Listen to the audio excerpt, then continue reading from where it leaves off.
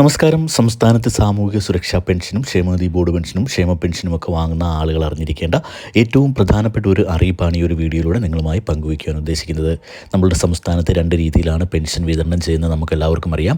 27 ലക്ഷത്തോളം ആളുകൾ ബാങ്ക് അക്കൗണ്ടുകൾ വഴിയാണ് പെൻഷൻ സ്വീകരിക്കുന്നത്.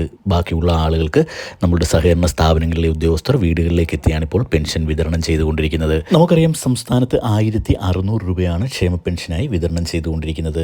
കൈകളിൽ പെൻഷൻ സ്വീകരിക്കുന്ന ആളുകൾക്കും ഈ ഒരു തുക തന്നെയാണ് വിതരണം ചെയ്യുന്നത്. എന്നാൽ ചില ആളുകൾക്ക്, ഇത്തരത്തിൽ പെൻഷൻ സ്വീകരിക്കുന്ന ആളുകളിൽ ചില ആളുകൾക്ക് കേന്ദ്ര സഹായത്തിൻ്റെ കൂടി സഹായത്തോടെയാണ് സംസ്ഥാന സർക്കാർ ഈ ഒരു 1600 രൂപ വിതരണം ചെയ്യുന്നത്. 200 രൂപ മുതൽ 500 രൂപ വരെയാണ് ഇത്തരത്തിൽ കേന്ദ്ര വിഹിതത്തിന് അർഹതയുള്ള ആളുകൾക്ക് കേന്ദ്ര സഹായമായി കേന്ദ്രം നൽകുന്നത്.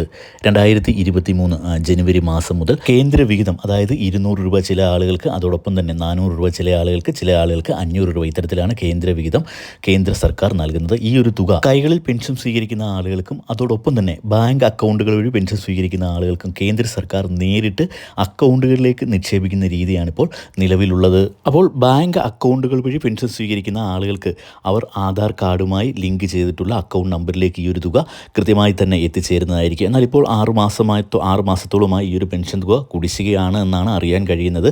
എന്നാൽ ഇത് ഒരുമിച്ച് കേന്ദ്ര സർക്കാർ അവരുടെ അക്കൗണ്ടുകളിലേക്ക് നിക്ഷേപിക്കുന്ന ഒരു രീതിയുണ്ട്.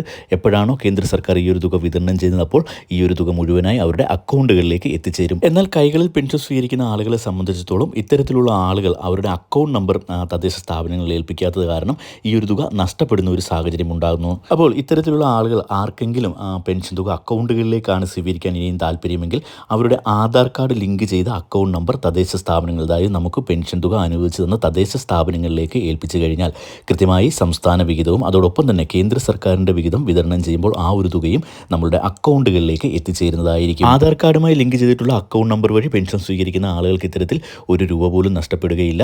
അപ്പോൾ ഇനിയിപ്പോൾ മാർച്ച് മാസത്തിലെ പെൻഷൻ തുകയുടെ വിതരണം മാർച്ച് മാസം 20-ാം തീയതിക്ക് ശേഷമായിരിക്കും ഉണ്ടാകുക എന്ന അറിയിപ്പ് വന്നിട്ടുണ്ട്. വിശദമായ അറിയിപ്പുകൾക്കായി ചാനൽ ഒന്ന് സബ്സ്ക്രൈബ് ചെയ്ത് സപ്പോർട്ട് ചെയ്യുക. വീഡിയോ ഒന്ന് ലൈക്ക് ചെയ്ത് കൂടി കാണുക. താങ്ക്